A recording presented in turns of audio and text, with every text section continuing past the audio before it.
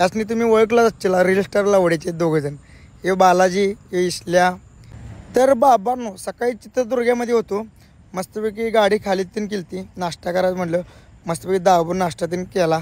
नाश्ता केल्यानंतर ना आंघोळ तीन करून आल्यानंतर गाडीला अगरबत्ती तीन लावली, भरायला जायचं होतं माल भरायला हुबळीला. त्यामुळं आलो इथं. त्यावर रांडेच्यानं आमच्या समोर एक गाडीसमोर एक ठार पलटी केला. लावडा दारू पिऊन गाडी चालवायला आहे धावडा, येऊन गाडी पलटी केला बघा रांडेच्यानं. आलो इचलकरंजीत गाडी भरून दुसऱ्या दिवशी खाली तीन करायला लावली. आता दुसऱ्या ठिकाणी डिलिव्हरी द्यायला जायचं होतं.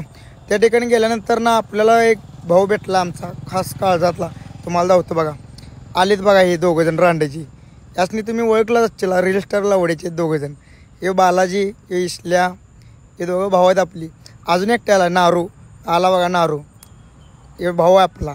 कसा डोळं मोठं करतो बघा बघा बघा बघा, आहे काय टॉपचा आहे हो. इचलकरंजीतली टॉपचे आहेत आपले सगळे भाऊ.